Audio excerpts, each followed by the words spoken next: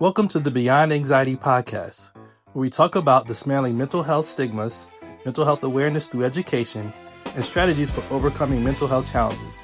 I'm your host, Darius Fennell, and I'm a mental health and therapy advocate, published author, speaker, and coach. I'm so glad you've decided to tune in and listen, and I'm so excited to get into this next episode. Welcome, and please like, subscribe, follow, comment, and enjoy. Woo! We are back with another episode. We had an interesting start here. Welcome to the Beyond Anxiety podcast. I am your host, Darius Fennell. We have another yet special guest here. I've known this person for about 5 years now, I think. And it is a pleasure to have him on. We have done collaborations in the past during the mental health months. And it's been a long time coming. I remember there was a time where I didn't even want to show my face on social media. I was doing all these memes in Canva and just kind of posting them. And he was actually one of the first ones that I saw that was actually out there, getting his hands dirty and telling his story. And I'm like, goodness, like it was so inspiring. A little bit about his background. This is Mr. Herbie Mack, by the way. He is a speaker, podcast host, certified mental health strategist, and mental health champion, and a multi-time suicide survivor. So please welcome Mr. Herbie Mack. Thank you so much for being on the show. Please tell us who you are, a little bit about your background, and how you have been just doing this mental health advocacy work in your life that has led up to that moment. First and foremost, thanks for having me. I appreciate it. Yeah, so pretty much my story. I've struggled with my mental health for years, for decades, and it was something that being a male, you don't see too many guys talking about their mental health. Is always like, you bottle all your emotions inside and you just stay strong, and that's something that kind of broke me down. Um, Mm. and it wasn't until one of my buddies was talking about Run DMC, and he was like, "Hey, DMC?" And I was just like, "Yeah, yeah." And he's like, "Oh, Oh, like, hey, you talked about like suicide and recommend me checking them out." right. As I'm checking them out during the time, my girlfriend, who is now my wife, she bought me the book, and she was like, "Hey, check it out and read it." And it was the first time I saw someone that looked like me, Yeah. that is pretty much from the New York. I'm from the Bronx. He's from Queens. All But right. it was like it felt like it was close to home. Like, oh, this is someone that looked like me that's talked about their mental health Right. publicly. I can probably, if I feel strong enough, if I'm healed, to share my story, because there might be someone that looked like me that struggling with their mental health that want to create a safe space, and that's what led me down this path.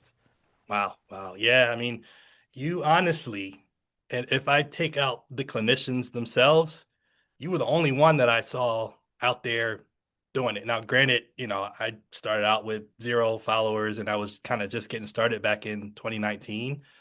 But as far as those who weren't licensed clinicians, you were the only one that I saw out there, like, just boldly telling the story and boldly sharing the things you've been through. So, and to me, that speaks to one of my favorite topics and one of the things that I've spent a lot of time trying to fight because I've seen the damage that it has done in my life and the delay that it has caused, and that is the mental health stigmas.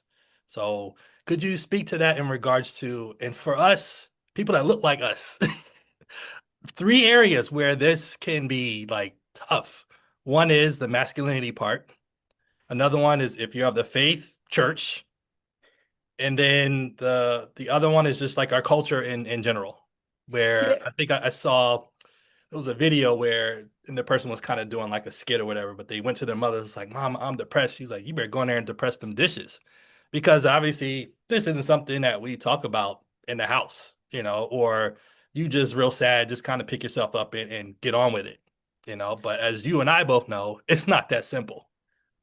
yeah, I definitely could talk about it. Being a male, I struggled sharing my emotions because, like, I was probably like 5 years old, and I'll never forget one of my cousins. She was playing with her Barbie dolls, and I had like my GI Joes, and I haven't seen her in a while, and I was playing with her. And, like, my uncle came in and just like It's like, hey, what are you doing? You're a man. You're not supposed to be playing with like girls and all of that. And I'm just like, yo, I haven't seen my cousin in like months. I don't even care about the Right. dolls or anything Right. like Right. that. Right.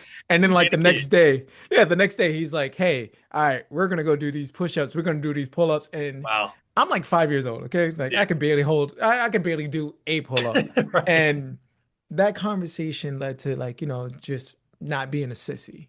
Yep. And he told my dad, and my dad pretty much essentially had the same conversation of, Man. you know, you're a man, you can't look weak or look like a Mhm. sissy. And expressing yourself, even though you may want to, you can't do that. That's not allowed. It makes you look vulnerable. And no one Right. wants a man that looks vulnerable. You have to like man up and suck it up. Yeah. And for years, I bottled up all those emotions, right? It was just like, all right, well, if I had a bad day, I'll just bottle it up. If I was having, the emotional roller coaster of life, and even if it was too much for me, I wasn't really allowed to talk about it because it would deem me being weak. Yep. And then at some point, basketball became my outlet, and I Ah. started playing basketball, and that was my safe space. I could show all the emotions, if I'm Right. upset, if Right. I'm mad or whatever, and it was fine. And it's funny that you mentioned church, and with that, I was on the church league, and Mm. I was going through a rough patch in life. Mhm. Unfortunately, my sister, when I was on the team, found out that she had brain cancer, and she's like, Mm. family's trying to figure out the whole plan and Right. whatnot. And I was, I'm a kid. I'm like 14, 15, trying to like figure out all my emotions. Right. And they kept just saying like, just pray, just pray, just pray. Just pray, just talk to God, you'll be fine. Yeah. And it was something I was just like, I don't want to talk to God Right. about like, like I'd rather would lean on someone who Yeah. has a similar experience. Yep. So I can probably feel a little comfortable, because my sister, unfortunately, she died of brain cancer. She was like three. Oh, So when sorry to she hear was, that. thank you. I appreciate it. I'm willing to accept life now. But it was just like during that time, it was just like, man, I had so many questions and I just needed not just like a religion aspect of like my mental health and why I'm depressed or anything like that, but I just needed like a peer to talk to Yes. that went through it and Yep. that can be like, hey, it may not be okay, but I'm here to that, we could talk together. And then that was something that the church was like, just pray it away, just pray it away, just pray for like your mental health. And it's just like, I need more than prayer. But Yeah. I think also at the same time, being a male and back then, it was the man up rule. And then also in Yep. the church experience, mental health wasn't really something that was talked about a lot. Right. If someone was depressed or if someone was seeing a therapist or anything like that, they would seem either a different culture or they would seem rich. And it was like, we're broke. So we don't have time to be depressed. We just keep pushing forward. Right. Um, but that was something that I realized like, okay, the man up thing is not working. And for me, that church wasn't working. I'm not saying that church don't work in Right. general. I Right. think now that we fast forward to today's era, people see how serious mental health is. And I think Yes. a lot of it, I hate to say this, but COVID did a lot with it where we couldn't go outside and it felt like mentally you was Nowhere to chained like run. an Nope. animal. Yeah, there's Yep. nowhere to run. You had to Nowhere to face your make problems. yourself busy. Yes, there's nowhere to hide, Yep. nowhere to put on that mask of Yep. okay, I can avoid this. It's just like no, I have to face it. So, yeah, I'm glad that you mentioned it, and I realized me doing this work because I didn't see anybody that looked like me that was talking about it that Yeah. wasn't a doctor that didn't have all the credentials. That was just like, man, I'm just someone that's just speaking through it, Yeah. and it inspired me to not only share my story, but to educate myself. And I just started, I'm taking like all these courses, all Hey. these like certifications Yeah. because I want people that look like you and I to feel comfortable Yes. sitting down, Yes. talking about their mental health. And it Yep. doesn't necessarily have to be like, hey, you can go to Target and tell the greeter, like, hey man, I'm struggling today. It's just like, but knowing who to talk to, notifying some resources, and even if you have a 9 to 5, and if you have a healthcare, you can probably get a therapist through your healthcare that people Right. may not realize, right? Right. Besides using 988, which I'm so thankful for, but Yeah. there's other resources out there that we can use. And I just wanted to take it upon myself to educate those about that along with sharing my story. Yes. And man, again, I'm gonna say it again, man. I'm so appreciative of your boldness, your work, because it inspired me to, you know, just come behind from behind my veil and show my face. between yourself seeing your activity, and there was another therapist who I'm probably going to have on a podcast as well, because um, I shared some things with her, and then she saw like my posts and stuff, and she also used to sell some gear for mental health and stuff. Like, man, I really like that. And it got to a point where she said, you need to be visible. And for whatever reason, that particular day, sometimes you hear something. Any other day, you would just kind of, yeah, okay, whatever, Just brush it off. Yeah, Yeah. yeah, All right, yeah, whatever. I hear what you're saying. But I ain't gonna do it. That particular day, it hit me. And I said, you know what? That on top of they had a testimony service at church. And I'm an introvert. I don't like running the mics unless it's something that, I feel like I've been kind of assigned to do or called to do or part of like a purpose or part of my why, right? Like I have to kind of supersede like my natural personality, right? Normally like that, I try to find a way to blend in or disappear. And my daughter, who was, super young at the time, like literally like pushed me to the point where the MC saw me and was like, "Oh yeah, you want to come up?" I'm like, my daughter like, "You sit down," like just, but it was too late because they started bringing the mic, and I'm like, and mind you, I'm not like through the process yet. I'm still I'm good enough to drive a mile from my house, and that was pretty much it, and I'd be wiped out for the day. So I'm like, who am I to get up here and share whatever? But when I did, people came to me after service and was like, "Man, thank you. We've been needing someone to like speak up because I'm going through da da da." And then somebody else came, same thing. And then the ones who didn't want to talk in public reached out to me on social media, was like, "Man, thank you. I had to go to the hospital. I was committed for a little while." Da, da, da. I'm like, all these people that I saw who had reached out look normal. Yeah. Right. And I think that's the biggest problem, that we all have this mask that everything is fine, or we're just doing what we can to survive. And the bill comes due at some point, right? You can only survive for so long or be on reserves for so long.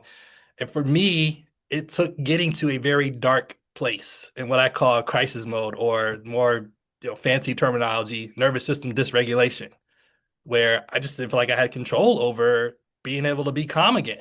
And I don't just mean like, if you got a speech to do the next day, or an important presentation to do at work, or maybe, I don't know, you found out some news and you have to go confront whatever big issue is coming up, right?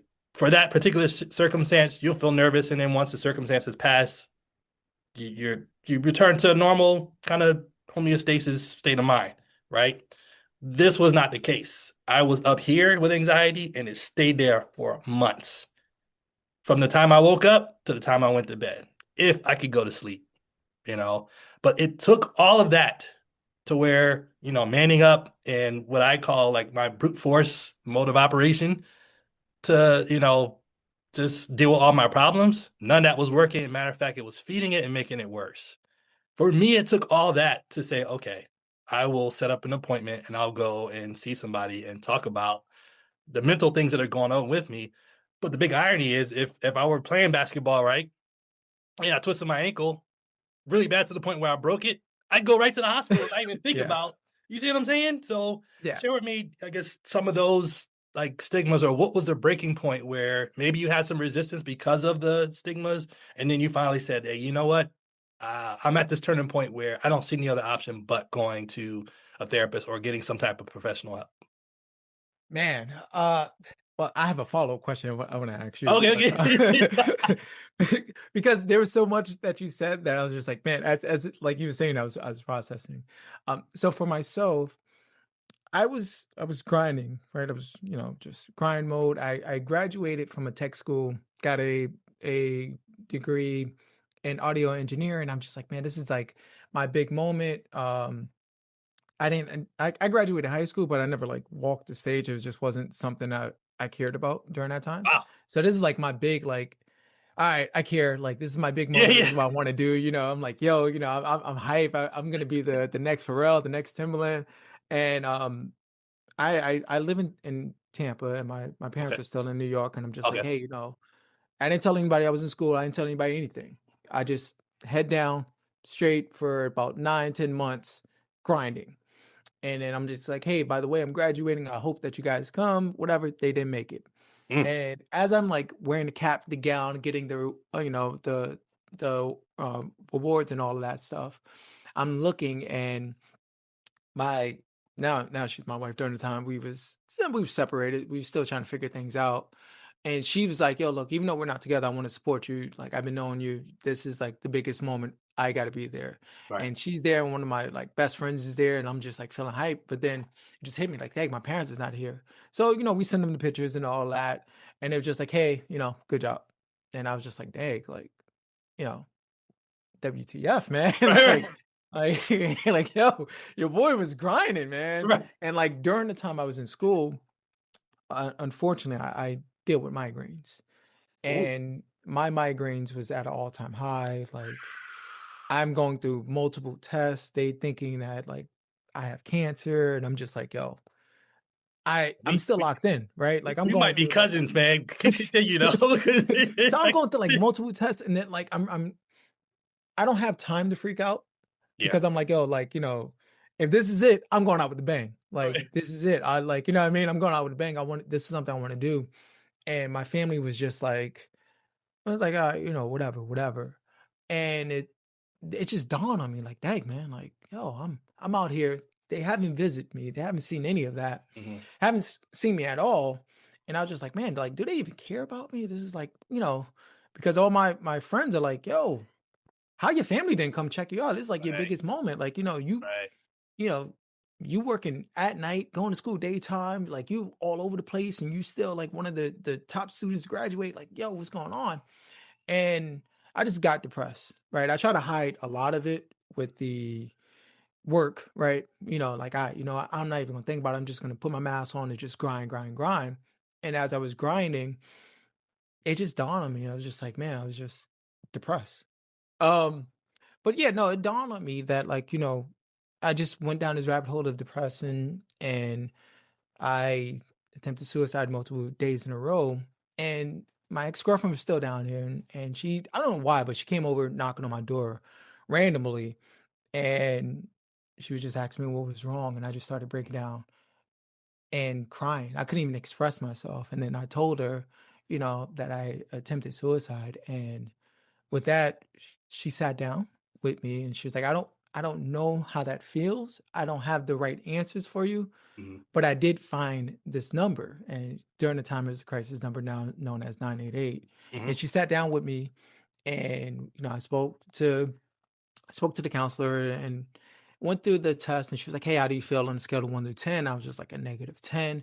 And then I checked myself in. And as I checked myself in voluntarily, that was something that I was just like, man, this is wild. This is like, like it was a moment where I couldn't hide from my emotions. I had to sit there and process. Mhm. And one of the guys there, he was a nurse, and he reminded me of like Mhm. Ruben Stutter, big guy, but Mhm. like just like easy to talk to. And he looked just like Right. you and I. Yeah. And he's just like, "Hey, you don't belong here, man. Like, you just sad, whatever you're going through. Like, God is going to use you to share your story Yeah. and help others." And then during that time, I'm like, "Man, I don't want that, man. I Right. don't want to hear that. Right. Just give me this pillow. I'm going to my room. And I'm gonna cry like a little girl right now, okay? Because I never envisioned this." Right. And with that, it was just something that was just like, I acknowledged it, and I was like, "Yo, I thank you." Like, because you don't see too many people that look like you and I that's in that Yeah. position that get it, right? Yeah. He spoke my language. It wasn't like we were speaking Ebonics or anything. Like he Right. spoke my language. He Right. understood. It wasn't like we were speaking Spanish or French. And he's just like, "You don't belong here." And he just introduced me to journaling, right? Because I heard the concept Ah. of journaling. Yes. And as I'm journaling, man, I'm just like writing, I'm just talking about my day. Next thing you know, all this past trauma is coming up. And I'm just like, yo, how did I get here? Right. Hold up. Hold Right. on. I was just talking about how this dude just cut me off. And now I'm over here talking about how, I feel neglected from my parents and all of this. And that led to just me being comfortable sharing my story.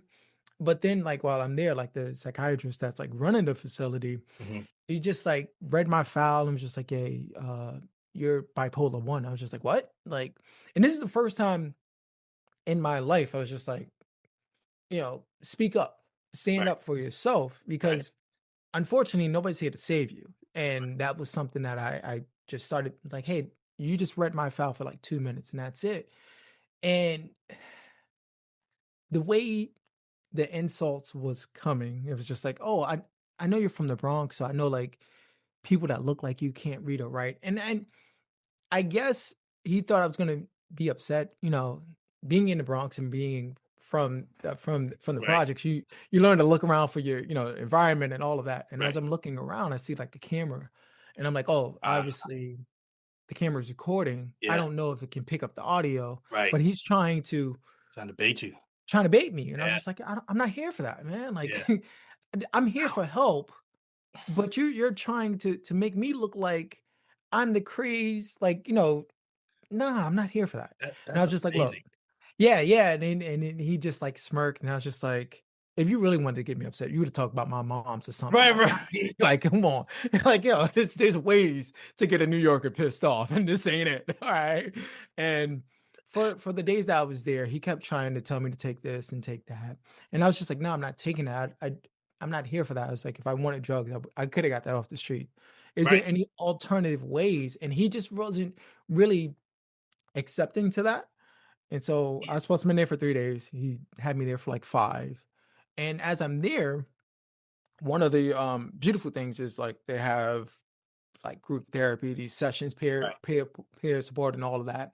But I'm doing all of this. I'm journaling, and everybody sees me. And I even with the activities they had us play basketball, and I'm the person that you see is the person that you always see. I'm pretty Yep. much calm, cool, and he's just like, no, I'm gonna keep you longer. I need to monitor you, and everybody's like. He's the calmest one here. Right. Like they over here playing Uno, and Yeah. he's the one who's getting everybody to play Uno. Like, yo, chill out. Luckily, there was another psychiatrist that came on his day off, and she gave me a proper evaluation. It Right. took about like an hour or so, and she was just like, "You're not bipolar. You're just depressed. Just I'm gonna get you out of here, and just go seek therapy." And I was just like, Yeah. "All right, fine. I'll go seek some therapy." Yeah. But your boy was broke, so that wasn't an option. Yeah. So, but what I did do, and I hope this encouraged other people to do, is because people think like resources like 988. I kept calling 988, not Mhm. because I was like going through it or anything. I was asking questions like, "Hey, is there any other resources that I can use that I can find out?" Right. And they was like, "Hey, check your community, try journaling, try joining this and try joining that." And I was like, "All right, cool." And joining that, they was like, "Hey, why don't you join like a basketball league or anything like that?" Mhm. During the time, the basketball league wasn't, it was full. And my buddy was like, "Hey, I got a softball team. You want to be in it?" Sure. Haven't played softball since I was since I was like 11. Sure, why not? You know? But it helped being around those people. They held me accountable. Yeah. Um, and they wasn't peer pressuring me to do anything that I didn't want to do. Right. Right. Like That's very important. that. Yeah, and finding people that support you for who you are is probably one of the hardest things to do. Hmm. But when you find them, you have to keep them around, especially when they're not trying to change you or trying to bait you to do things. Mm-hmm. My friends, they wasn't trying to bait me. They knew like I was a big party animal. I was like, the life of the party, and I used to be Mr. Turn Up, anything possible type of dude. And but they realized like, hey, Herbie's not really drinking anymore, and he says he doesn't want to drink. Right. Even when we was like winning games or losing games, we Hmm. go to the bar, and it wasn't like, hey, take the shot, take the shot. Yeah. And I'm like, hey, I'll just take a ginger beer. I'm good, right? Like I'm Right. I'm slowly like getting off the alcohol, and I didn't want it to do anything like that. And then it was like, no, it's all good. Don't worry. Hey, we're gonna go to karaoke. All right, fine. I'm a sing off key, but Right. let's go. Like Right. they was supporting me, they was meeting me where I was at and helping me get to where I needed to go. Man. Whew. Man, you said a lot there, man. Goodness. One of the things I want to back up to is the fact that at your most vulnerable, one of your most vulnerable moments, you had someone trying to like bait you. Like Yeah. number one, I'm like, sometimes a person who may have a calm demeanor in a state of where they feel very vulnerable or afraid can lash out. Like that could backfire. Like you asked for the smoke. I don't normally do this, but I'm going to bring the smoke to you now. So it's like you weren't, whoever that was not thinking clearly about the consequences that could have come from that. I think back to at my most vulnerable moment, it was so key to have someone allow me to be vulnerable, weak, and cry and share things without feeling like I regretted sharing that. Because you can share with the wrong people and at your most vulnerable moment, they say the wrong thing to you, and now you're completely closed up. Like, well, fine, I tried to open up thing, and I'm done now because look what happened when I did, and that has happened to a lot of men, especially believe it or not, in their relationships. You know, Yeah, that happens. That actually happened to me. But to piggyback off of you, being that weak and vulnerable during that time, I think the conversation that I had with that male nurse helped out, right? okay, He met me where I was at, but also he understood that, like, oh, okay, he's not the guy been doing it for years. So he's like, oh, he's not like no, he's fine. He's just yeah, depressed. But also being there, being tested, right? I was just always tested. And I was just like, all right, this is another test that I have to face, which I'm fine with. right, But knowing who I am on the inside, like I'm here for a certain thing, but being able to advocate for myself because you have to advocate for yourself, you do. and that was something I was like, I have to advocate for myself. And that's what I did. So yeah, we talked about just the importance of getting the help that you need and having the right people in your life, and it's so key, so important. And I remember just going to see my first therapist and having her to create such a simple yet comforting environment that allowed me to be vulnerable. And in my book, it's my little plug here, Leaving Jupiter, Navigating Your Anxiety Recovery. Bam. I talk about vulnerability not to be confused with weakness, but to be open and trusted environments. And that's the key part, right? Being open in places where it's the folks are trustworthy to be able to hear and give you space to be seen and heard without being judged, without using the information against you, and without looking at you as a different person because you shared something that maybe they didn't know about you, right? So, speak on the importance of kind of that in your healing journey, please. Yeah. Yeah, no problem. With myself, I told my homeboys there was something wrong with me. Like I was feeling depressed. And at first, one of my homies, he just laughed. Not laughed as in a sense of like, oh, this guy is weak, but laughed in the sense of he was overwhelmed. Like he didn't know what to say, Mm, right? Like my homeboy's hurting, but hmm. I don't know what to say, Right, right? I can't be like everything's going to be all right because I don't know how to handle it. And I want people to understand that even if you are hurting and there's someone that you love and you trust and you open up to, if they may not be no they may not be strong enough to handle it, they may not know how to handle it, right, and that's okay. So yep, don't look at them as like they're not my friend because they didn't hold me down, or right, they don't love me because they didn't, no, it's nothing like that. Not everyone is strong and that can handle stuff like that. So right, with myself, like, he just looked at me, and the look that he gave me was like, yo, I love you, bro.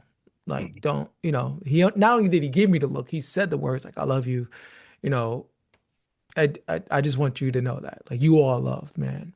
yeah, And that gave me, all right, like, he cares. But, now looking at it, like, he just didn't know how to handle that conversation. sure, And that's what I'm so thankful that, like, now my wife, she came over, but she knew how to handle that yeah, conversation in the sense to let me be vulnerable, let me speak, and let me say what I'm going through, but also being real with me and telling me, I don't know how you feeling. I don't know how, I never felt like that. But together we can figure this out. And that's something that is so important, is yeah, just because one person may not be equipped to handle it doesn't mean that they don't love you, they don't care. He never said anything like disrespectful or anything. He was just like, yo, like, I love you, bro. Like, everything gonna be all right. And that let me know, like, he loves me. He just didn't know how to handle it. But then I yeah, found someone that knew how to handle that conversation. yeah. That's what it's all about. Very, very key part because I had people in my life who came to me later on and said, "Dude, I didn't know what to say, man. I knew you were going through it, but I felt inadequate." Was the word that they used? They were like, "I felt inadequate, and I didn't want to make it worse, so I just kind of, supported from the sideline." And it's like, man, I hope he pulls through, but at the same time, I hope he doesn't think I don't care. It's just that's uncharted territory, and people aren't equipped. I remember doing peer counseling as a middle schooler in junior high. Even hearing those trainings then, it was some pretty heavy topics that we got into. I'm like, man, I could have that conversation with somebody my age, and I'm 13 years old. Like, man, that's deep. But they were like, Yeah. this is why you're here because this happens, And I had two people. This was, and I'm dating myself here. My sophomore year, 1994. we had two individuals that same school year to unalive themselves. And one of them I didn't know too well, but I saw them the same day we had to take the PSAT. And they walked in late, but they were smiling. I'm like, who comes to a test this important? Like, I mean, just like joy. I'm like, I'd be nervous, like, man, I missed a whole hour. Do I get time to make up? And you want to make a good score. And we were in the cafeteria, bell rings, they're not letting us out. I'm like, this is weird. Like, why we gotta stay in here? Everybody's put their tray up and standing by the door and like, can't let you out. Finally, somebody just opened the door and I go out in the hallway and it's just like all I can describe is just pure tragic tears. And there were some people who were punching the wall. There were some who were just inconsolable. The teachers that were in the hallway that were just kind of, they just lost it. And I'm still like, okay, did something happen on the news? Like, is it the president? Like what? And you stay around long enough, the truth comes out as far as like what happened. And they made the decision to, do what they did. And I remember just thinking like, wow, somebody I just saw not even 2 hours ago is no longer here. And I remember for whatever reason, because I wasn't really in their circle, I just kind of honed in on them because I was just like, I'm nervous trying to get, put in, scribble in my little bubble or whatever I want to score over 1,000, right? And it's my first time taking it. So I'm just really, I'm antsy. And I'm looking at them like, man, I wish I could be smiling like that, right? But not knowing, what was probably going through their mind. And then another person who was on the track team, like a big brother to me, used to give me rides home, tell me about how to talk to the ladies, and just someone who, when you were around, you just felt good, always smiling, always had something fun or funny to say, athletic, good looking. I mean, you wanted to be like this guy, you know? And then same thing, I go in the hallway, I'm like, what happened this time? You didn't hear? Like, yeah, man. Oh boy, took himself out. It's like, I remember just having this numb feeling like I just saw him. I saw nothing that would indicate, hey man, doing all right. You need to talk. Man, maybe you think you need to see like a special. There was nothing. And I think that bothered me the most, where part of me was kind of like, why didn't I see that? Why didn't I catch anything that would have said, hey, he's in a bad spot right now? To this day, I still don't know like what happened or why. I just know that he's gone. And it just kind of stuck with me. And I even spoke with some high schoolers earlier this year. And my basic kind of premise of what I was saying is, man, check in on your friends, and here's the types of questions that you can ask them. As I wish I'd had these resources. What I'm telling you is what exactly I would have done to both of them. But I just didn't know. So Yeah, I'm glad you said that. The most important part is always check on your friends because depression doesn't look, we think, depression is wearing all black, being all yeah, as far as sad, and being, being all mopey, but it's not. It comes in different forms. yeah. One of the biggest examples I always see people use is Robin Williams, right? Oh, Robin Williams, a phenomenal actor, yes. always seemed like happy-go-lucky, and you would never think that he would die by suicide. And it's something like that of the importance of just checking in. But the hardest part is having that circle that you can really trust with your feelings, your emotions, Yeah. right? Because as you know, you wear multiple hats. So there's multiple layers of pressure that you have to deal with. Hmm. And if you're an entrepreneur, even if you have a 9 to 5, if you're trying to figure out side hustle, you're trying to do it all, husband, father, mother, wife, daughter, all that, you wear multiple hats. And the pressure of just trying to stay afloat can happen. If you look at social media is a gift and a curse. Yes. Sometimes I'm on it and I'm like, all right, cool, I'm on it, I'm enjoying it. And then sometimes I got to take a step back because it's natural to start comparing yourself. You see this person, hey, I made $1 million just by like selling this one item, or this is how I make money. And then everybody makes it seem like it's easy. And Right. you start comparing yourself and you're just like, Yep. man, I am working, 4 times harder than this person. I'm not nowhere near that. Right. And that's why like it's important to take a break from social media, but also have that inner circle that you can just check in with. And if you don't have that inner circle, then, reaching out to either a peer support group, someone that's going through similar struggles as you that can show like, hey, there's hope. There's a life after this, right? Yes. Or you can actually go through a counselor, anything like that, right? I like to call them pros, right? Because Yeah. Yes. I look at them because they are, right? They're Yes. professionals that know how to help you manage your emotions, but Right. not the most fascinating part, right? Because people are like, I don't want them to fix me or deal with, I don't want them to change who I am. It's not that. It's just essentially they're the mirror and they're helping you like this is what I'm hearing, this is what you're saying, correct? And when you look in the mirror you're like, man, hey, them love handles are looking a little fluffy there. I gotta get back into work. And that's all they're doing. They're providing tools Yes. for you to get in shape, not physically but mentally. So this Yep. way those triggers that you're scared of, you know how to manage that, right? Those people that are triggering you, you know how to say, all right, either I could block you, I could put the phone in do not disturb, I'm Yeah. good. I don't have to be there for you. The most important person that you have to be there for is Yeah. yourself, right? You have to put on Absolutely. your own oxygen mask first before assisting Yes. others. And that's something that people tend to forget, Yep. right? They can't be a successful version of you if there's no you. And you need the tools to help you like that. That's whether you lean on the pros, as I like to call them, Yeah. or peer support, or you find other things like for myself, I tried it all. Yeah. Right? Like I tried Yeah. it all.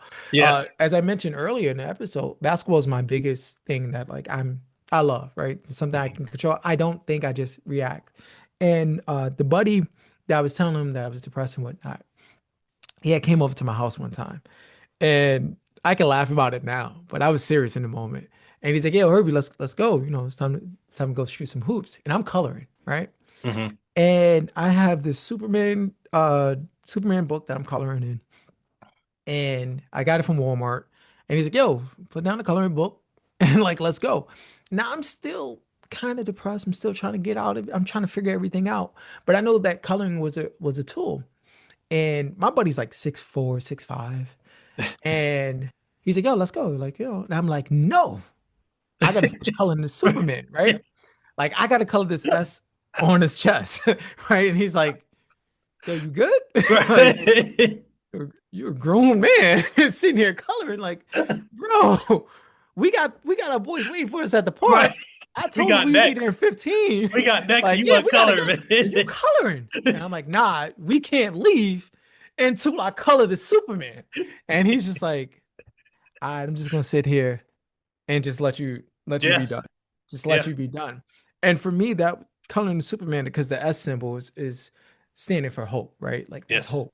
And I needed hope. I needed something to believe in. I needed me to believe that I am Superman, right? Yeah. This is just a bad day. I'm having some kryptonite in my area, but I can figure it out, right? Like let me Right. find a way. And that was something I needed. He didn't question me during the ride. He's like, "Yo, we're gonna talk about this, but we ain't gonna talk about this now because we already late." And after we hooped, he's just like, "Yo, what's that Superman thing about?" And I was just like, "Yo, mentally, I don't know what's going on with me." Yeah. And I was like, "I just needed something to believe in." Yeah. And I was like, "I just finished watching Man of Steel. I was feeling Superman like, and it gave me some courage. Yeah. And that S is the reason why we balled out." And he was like, Yeah. Yeah. all right, do you need me to get the flash for you? Like, what's like, you good?" But it was something that like I was so thankful for it because it wasn't. He didn't really question me in the sense of like, "Yo, my boy's weak" or anything like Yeah. that. He's like, "All right, he going through something. I'm just gonna support him." Yeah. And then he's like, "Yo, tomorrow, same time." And I was like, "Yeah, cool." And he's like, "Do I need to bring any Superman stuff?" And I was like, "Nah, I'm good, man. I'm good. Thank you, though." I was like, "Just bring me a Gatorade and we be all right." Right. Yeah, man. I mean, you said something so key when you mentioned just hope, Yeah. right? And I also define that as a confident expectation, right? When you lose that, the word talks about like the three most important things, right? Faith, hope, and love, right?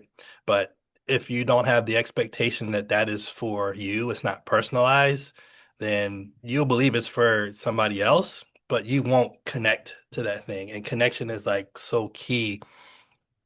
And you reflect on what healing looks like for you, like today compared to where you were during those dark times? It started in the dark times where I started talking to myself in the mirror, and I do it every morning before I brush my teeth, wash my face. I tell myself I am love, I'm smart, I can change the world if I just believe. And that is just starting with the healing, right? Like Hmm. no one, yes, there's people that love you and tell you that, but if you don't love yourself, if you don't believe in yourself, then nothing can happen, right? You can't heal from the pain. I can't change my past, but I can learn from it. So whatever trauma that I experience, I, I I'm not mad about it. I acknowledge it, right? Right. Just very similar to my emotions. I acknowledge my emotions, but I don't have to believe all of them. There's Right. sometimes when those negative emotions occur and say you are this, you're dumb, you're stupid, you're not the brightest. And it's like, oh, all right. I hear you, but I don't have to acknowledge that. Was that my brightest moment? No. But I do have other moments that I can highlight and say, hey, I did achieve this. I did achieve that. Yeah, that wasn't the sharpest thing I've done, but it's okay. It's a mistake that I'm learning from, right? That lesson that I'm going to turn into a blessing. So just being able to sit there, start talking in the mirror, talking to myself, journaling, right? And journaling, it's so many ways. Once you have kids, if you could sit down and journal, I applaud you. I really do. My kids are very young, so Yeah. but I do use my phone and I use the voice Okay. note. And Oh, I good. find Good. that more effective, right? Because Okay. now I can not only hear the pain, hear the emotions, I can identify it and be like, oh, I need to work in this area today, or I Hmm. need to work in this area this week. And that's something that helps. And yes, this is gonna be my plug. I Please. created the I created the Just Believe journal, and journaling was something that I needed, right? Yes. To help me identify what's going on with me. And for myself, this journal is in three stages, right? It starts from reflecting, Hmm. then it helps you set goals, and then not only after that, after you set the goals, you have to do what? You have to sit there and make them actionable. Yeah. So the journey that I went to is I created prompts that help you identify some of the triggers, some of the emotions, and some of the goals that you want to achieve. And with this is just I kept hearing the saying like in 21 days you can change yourself, right? You can Yeah. change, you can break a habit. And I Random was just habit. like, Yep. well, but yeah, that habit can be broken, but I'm trying to change who I am. So this one I decided to make 90 days, right? To really sit there and not only change your habit, but change who you are. And that's something that all the tools that I've used is in the journal that I created. And the journal you could get on herbiemac.com or you can go and get on Amazon. And that is something that I've used. I still use it. Even if I don't get a chance to write in the journal, I use the prompts and I just use the voice note and I go over it like that. I'm right there with you, man. I know I have it in the background. Yeah. No, There you got yours anchored perfectly. you go. So, yeah, man, that what would you say?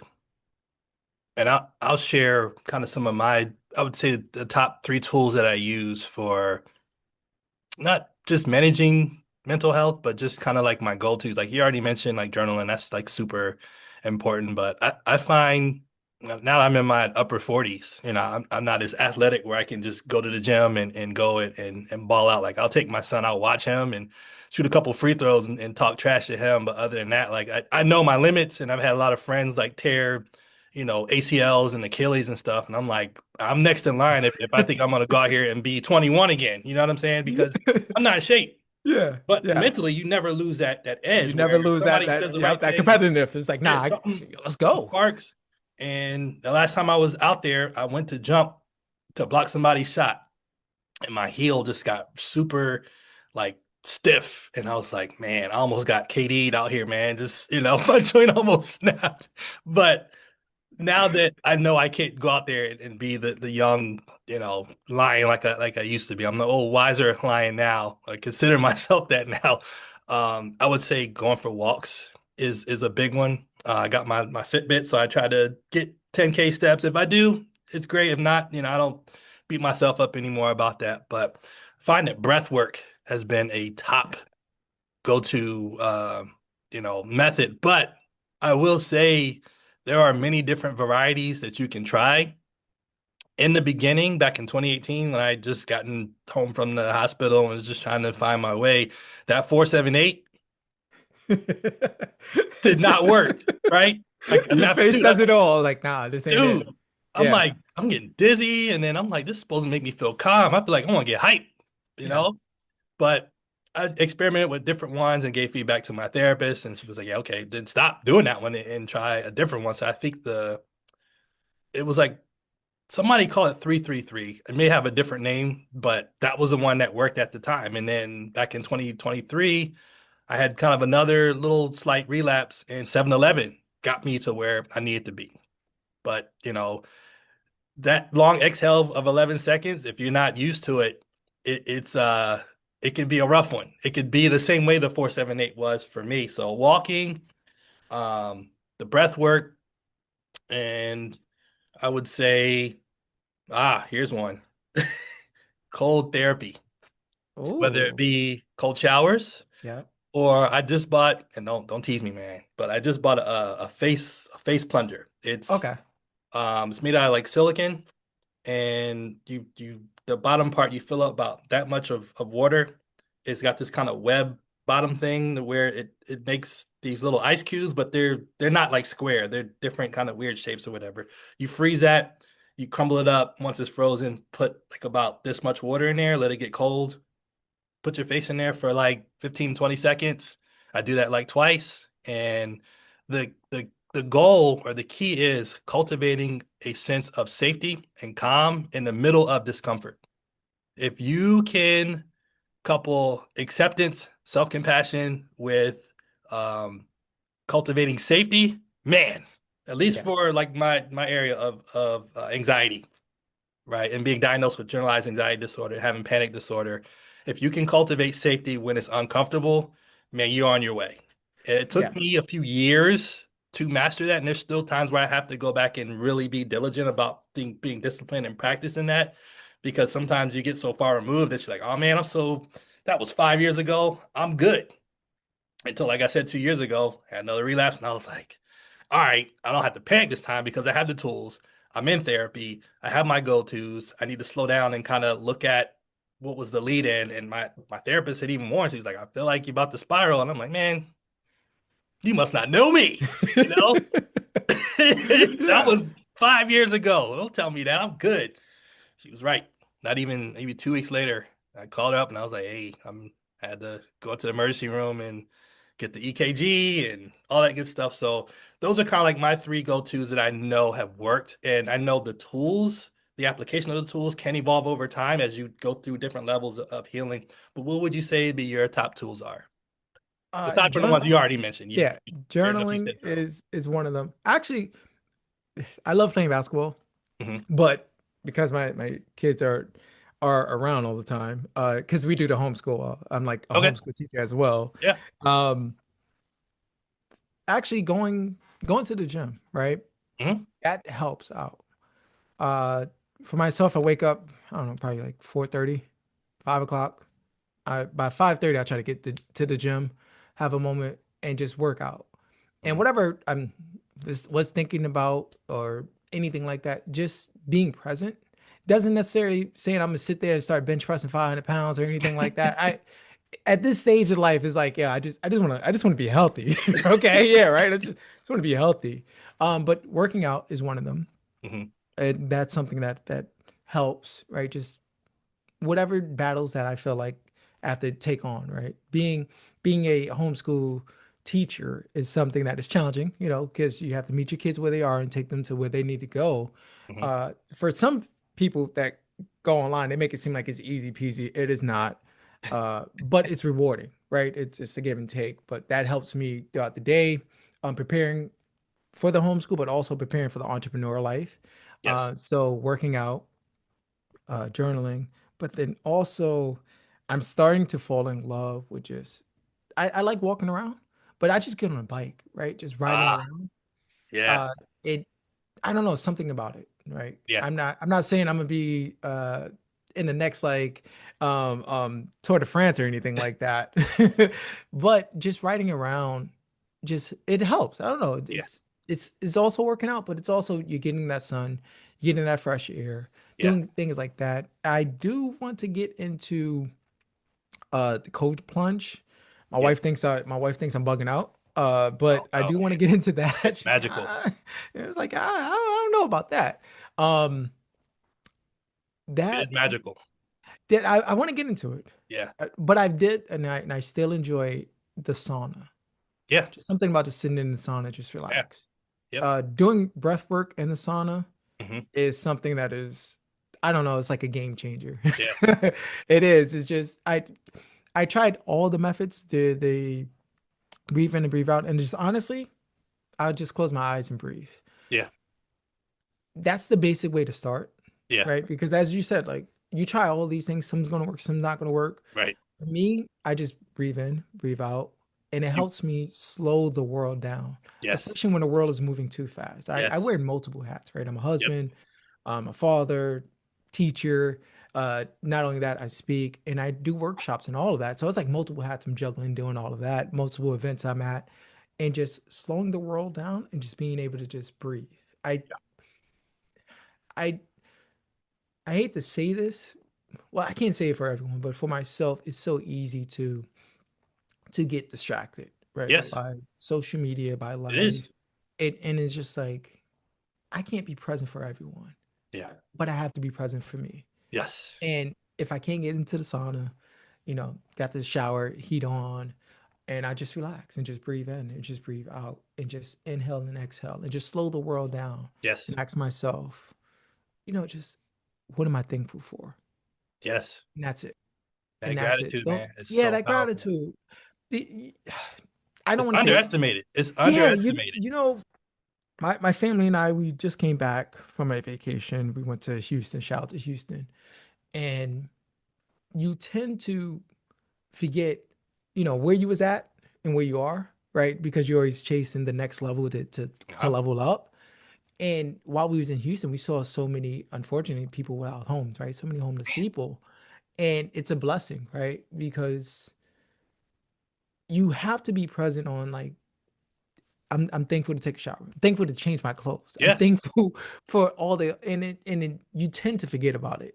Yep. And I'm just like, man, like this is something that like I did have a conversation with my kids about, like, hey, why don't that person go home? And it's just like they're so young, they're 5 and 7, so they Yeah. don't understand the concept of that. And it's just like I have to explain that.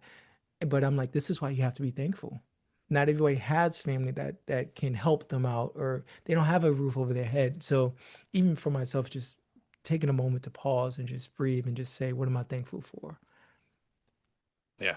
Wow. And that's so powerful. It's so powerful. I remember it's one of the first things that my first therapist said to me, and in my head, I'm like, I'd be thankful once I come out of this anxiety. You talking about make a list of stuff, man. Like I'm Yeah. trying to get through the day. You know what I Yeah. mean? You talk Yeah. about, but man, it is. I'd probably say that as well as self-compassion, one of the most underrated tools of like the healing recovery journey. And so you have to really kind of experiment with the things that work and create what I call a toolbox, Yeah. right? Because there's no magic pill. There's no magic like one thing that's going to just fix everything. It's just like if you're trying to be, physically fit, you can't just say, "Well, I'm gonna go exercise, but then I'm gonna just eat ice cream every day."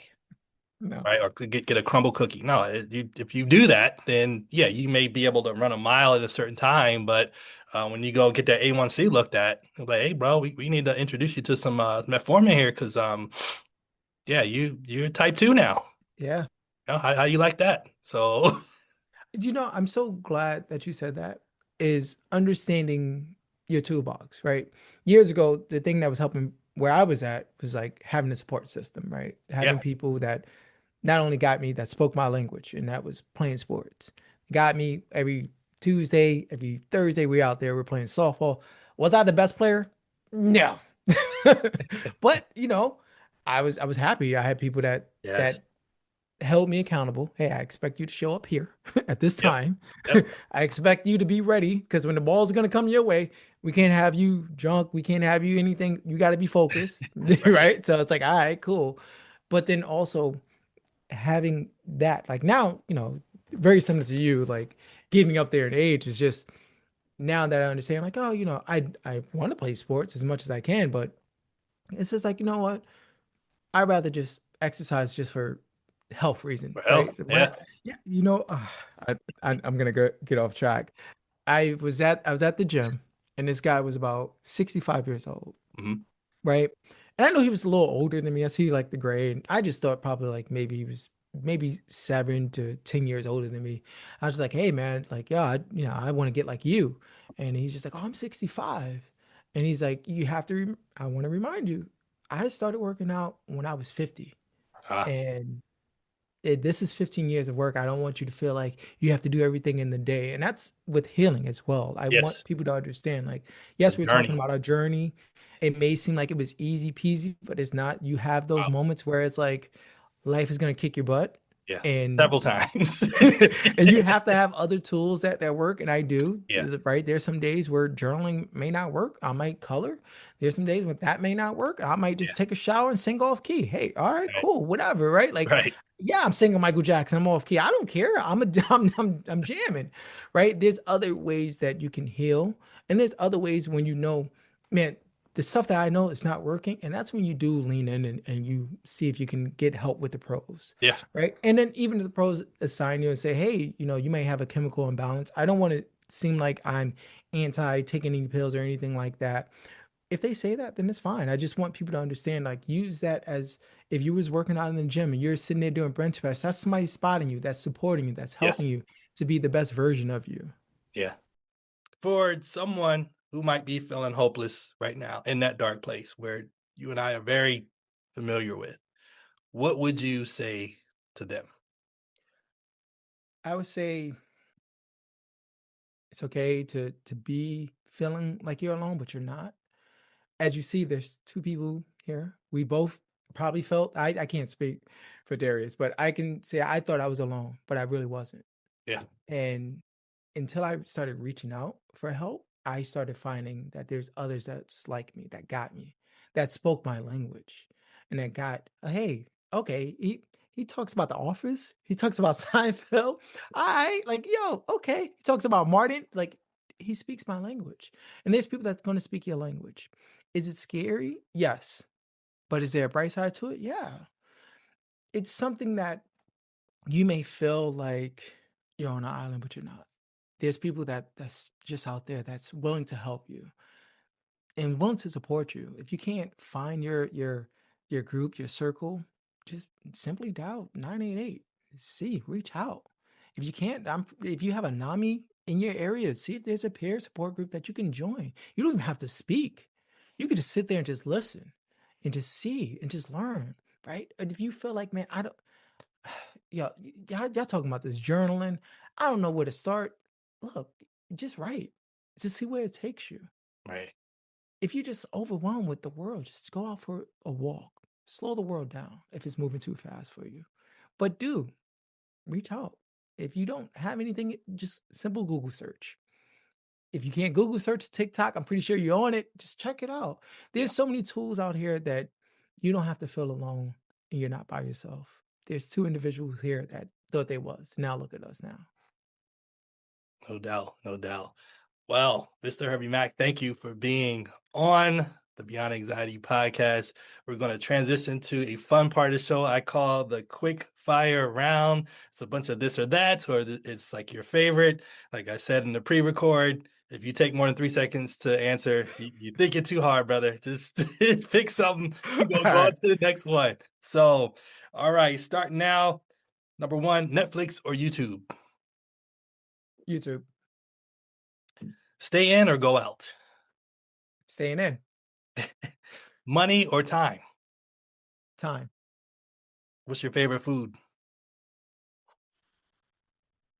I don't Take too have long, any. man. Too long, man. I don't have any. That's why I don't have any. Oh no. No. Pizza, No, tacos. no, No. no, no. Look, we talked about working out, man. I can't be Oh, eating pieces all day, man. he said water. My favorite food Nah, is yeah, just water. give me some water, All right? right, we're gonna go with water. All right, cool, cool, cool. What's your favorite season? Winter. Wow, okay. What is your favorite music era? Man, I'm gonna go 2000s. All right, all right. Yeah, it Cake was or ice? tough, Yeah, yeah, yeah. tough. Cake or ice cream? Ice cream. Book or podcast? Book. What is a current book you're reading or just finished reading? Oh, the Four Agreements. That's one of my favorite books. I read it at least once a year. It's just four simple rules that just simplifies life. Life is way too hard, and I think we overcomplicate it. And it's just a friendly reminder to just slow it down. Sweet, sweet. All right, number 10, be the star or work behind the scenes.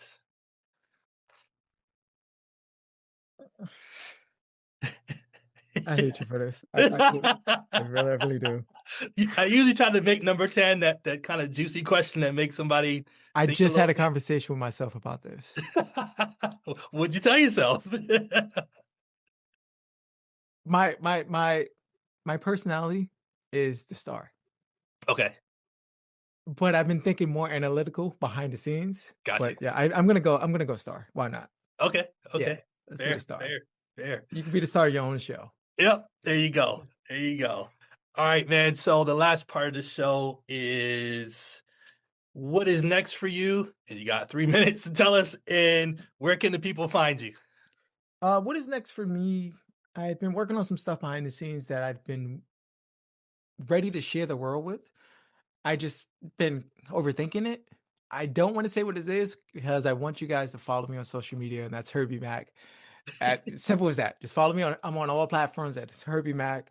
Behind the scenes stuff that I haven't shared. I've been doing a lot of like educational content, which is fine, Okay, but I want to do more behind the scenes stuff to really show more of my personality, especially okay, doing the homeschool stuff. right. I don't think people, I, I don't want to say I don't think, I don't see too many people like us that talk about mental health willing to share the dad life of it, Yeah, right? yeah, The entrepreneur side of it, because there's some days where you just don't have your ish together. yeah, That's on both absolutely. sides. That's on the Yeah, dad and the entrepreneur side, right, right? But I want to share more of that. But I also want to show people that mental health, it doesn't necessarily have to be these hard conversations. right, There can be light in right. it, and I hope like with this episode that they see that we was joking around. Yes, Absolutely. this is it's a hard topic to talk about, but what topic isn't hard to talk about? Yeah, Life is hard. right. We just stop making things so complicated and just have a conversation. Absolutely. Well, man, again, thank you for coming on the show. That is our time for today. I just want to thank all the listeners for tuning in. You know the slogan, find your recovery path. Till next time, thank you for listening. You can catch us on just about any platform, Apple, iHeart, Amazon, Spotify. We're all over the place. So definitely thank you for listening to this episode. Hope you got something from it, and definitely look in the captions for all the different resources that we'll share with you, especially when it comes to suicide prevention, as well as seeking the help and getting the help that you need is absolutely important. But until next time, thank you for tuning in and take care. Peace.